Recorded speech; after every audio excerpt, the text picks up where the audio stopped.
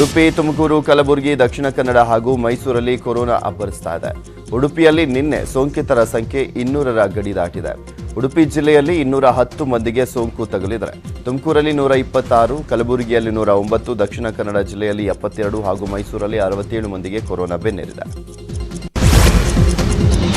5 ರಾಜ್ಯಗಳಲ್ಲಿ corona control ತಪ್ಪಿದೆ. ಮಹಾರಾಷ್ಟ್ರ, ಪಂಜಾಬ್, ಕರ್ನಾಟಕ, ಛತ್ತೀಸ್ಗಢ ಮತ್ತು ಗುಜರಾತ್ನಲ್ಲಿ ದಿನದಿಂದ ದಿನಕ್ಕೆ ಕೊರೋನಾ ಸೋಂಕಿತರ ಸಂಖ್ಯೆ ಡಬಲ್ ಆಗ್ತಾ ಇದೆ. ದೇಶದ ಒಟ್ಟು ಸಕ್ರಿಯ ಪ್ರಕರಣಗಳ ಪೈಕಿ ಮಹಾರಾಷ್ಟ್ರ, ಕೇರಳ ಮತ್ತು ಪಂಜಾಬ್ ರಾಜ್ಯಗಳಲ್ಲೇ 83.64% ಪ್ರಕರಣಗಳಿವೆ. ಇಷ್ಟೇ ಅಲ್ಲದೆ ದೇಶದ ಹೊಸ ಪ್ರಕರಣಗಳಲ್ಲಿ 80% ಪಾಲು ಮಹಾರಾಷ್ಟ್ರ, ಪಂಜಾಬ್, ಕರ್ನಾಟಕ, ಛತ್ತೀಸ್ಗಢ, ಕೇರಳ ಮತ್ತು ಗುಜರಾತ್ನಲ್ಲೇ ಪತ್ತೆಯಾಗಿದೆ. ಮಹಾರಾಷ್ಟ್ರದಲ್ಲಿ ದಿನದಿಂದ ದಿನಕ್ಕೆ ಮಾರಕ ಕೊರೋನಾ ಸೋಂಕಿನ ಪ್ರಕರಣಗಳು ಹೆಚ್ಚಾಗ್ತಾ ಇದ್ದಾವೆ. ಇದರ ಬೆನ್ನಲ್ಲೇ ಮಹಾರಾಷ್ಟ್ರ ಸರ್ಕಾರ ಭಾನುವಾರದಿಂದ ರಾಜ್ಯದಾದ್ಯಂತ ರಾತ್ರಿ ಕರ್ಫ್ಯೂ ಅನ್ನು ವಿಧಿಸಿದೆ. ಮುಂದಿನ ಆದೇಶದವರೆಗೂ ರಾತ್ರಿ ಕರ್ಫ್ಯೂ ಜಾರಿಯಲ್ಲಿ ಇರುತ್ತೆ ಅಂತ ಸರ್ಕಾರ ಘೋಷಣೆ ಮಾಡಿದೆ.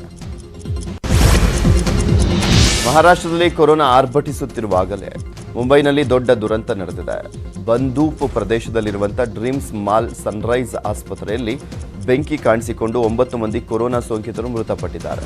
ಹಲವಾರು ಮಂದಿ ಗಾಯಗಳಾಗಿದ್ದು ಆಸ್ಪತ್ರೆಯಲ್ಲಿ ಚಿಕಿತ್ಸೆಯನ್ನು ನೀಡಲಾಗ್ತಾ ಇದೆ.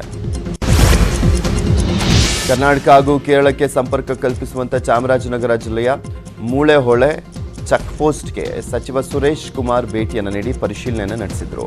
ಅಲ್ಲದೆ ವಾಹನ ಚಾಲಕರನ್ನ ಖುದ್ದು ವಿಚಾರಿಸಿ ಮಾಹಿತಿಯನ್ನು ಕಲೆ ಹಾಕಿದ್ರು.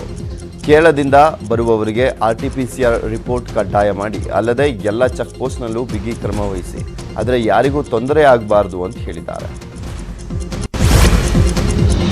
ಕೊರೋನಾ ಬಗ್ಗೆ ಜನರಲ್ಲಿ ಜಾಗೃತಿ ಮೂಡಿಸಲಿಕ್ಕೆ ಬಾಗಲಕೋಟೆ ಜಿಲ್ಲೆಯ ಹುನಗುಂದ ತಾಲೂಕಿನ ಅಮೀನಗಡದಲ್ಲಿ ಬರೋಬ್ಬರಿ 8 ಅಡಿ ಉದ್ದ 6 ಅಡಿ ಅಗಲವಾದಂಥ ಮಾಸ್ಕ್ ತಯಾರಿಸಲಾಗಿದೆ. ಇದರಲ್ಲಿ ಕೋವಿಡ್ ಬಗ್ಗೆ ಜಾಗೃತಿ ಸಂದೇಶ ಸಾರುವಂಥ ಚಿತ್ರವನ್ನು ಬಿಡಿಸಲಾಗಿದೆ. ಶ್ರೀಶೈಲ ಮಲ್ಲಿಕಾರ್ಜುನ ಪಾದಯಾತ್ರೆ ವೇಳೆ ಕೊರೋನಾ ಜಾಗೃತಿ ಮಾಸ್ಕ್ ಬಳಸಲಾಗುತ್ತಂತೆ.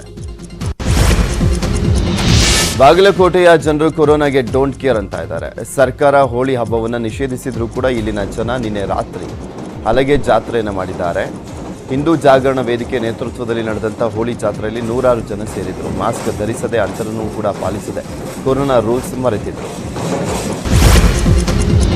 ಪಂಚರಾಜ್ಯ ಚುನಾವಣೆಯ ಮೊದಲ ಹಂತವಾಗಿ ಇಂದು ಪಶ್ಚಿಮ ಬಂಗಾಳ, ಅಸ್ಸಾಂನಲ್ಲಿ ಮತದಾನ ನಡೀತಾ ಇದೆ. ಅಸ್ಸಾಂನ 47 ಕ್ಷೇತ್ರಗಳಿಗೆ ಮತದಾನ ನಡೆಯಲಿದ್ದು 23 ಮಹಿಳೆಯರು ಸೇರಿದಂತೆ 264 ಜನರ ಅದೃಷ್ಟ ಪರೀಕ್ಷೆಗೆ ನಿಂತಿದ್ದಾರೆ.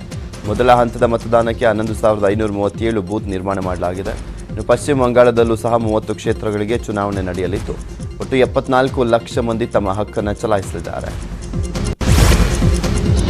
ಪ್ರಧಾನಿ ಮೋದಿ 2 ದಿನದ ಬಾಂಗ್ಲಾದೇಶ ಪ್ರವಾಸದಲ್ಲಿ ಹಲವು ಕಾರ್ಯಕ್ರಮಗಳಲ್ಲಿ ಪಾಲ್ಗೊಂಡಿದ್ದಾರೆ. ಬಾಂಗ್ಲಾದೇಶದ 50ನೇ ಸ್ವಾತಂತ್ರ್ಯ ಸಂಭ್ರಮದಲ್ಲಿ ಪಾಲ್ಗೊಂಡ ಮೋದಿ ಹುತಾತ್ಮ ಯೋಧರಿಗೆ ಗೌರವ ನಮನವನ್ನು ಸಲ್ಲಿಸಿದರು. ಇನ್ನು ಇಂದು ಪ್ರಧಾನಿ ಮೋದಿ ಜಶೋರೇಶ್ವರಿ ಕಾಳಿ ದೇಗುಲಕ್ಕೆ ಭೇಟಿಯನ್ನು ನೀಡಲಿದ್ದಾರೆ. ಶೋಕಿ ಜೀವನ ನಡೆಸಲಿಕ್ಕೆ ಅಂಗಡಿ ಮುಂದೆ ಇಡ್ತಾ ಇದ್ದಂಥ ಪೈಂಟ್ ಬಾಕ್ಸ್ ಕಳ್ಳತನ ಮಾಡುತ್ತಿದ್ದಂಥ ಆರೋಪಿಯನ್ನು ಕಾಮಾಕ್ಷಿಪಾಳ್ಯ ಪೊಲೀಸರು ಬಂಧಿಸಿದ್ದಾರೆ. ಬೆಂಗಳೂರಿನ ಮಂಜುನಾಥ ನಗರದ 35 ವರ್ಷದ ವೆಂಕಟೇಶ್ ಬಂಧಿತ ಆರೋಪಿ.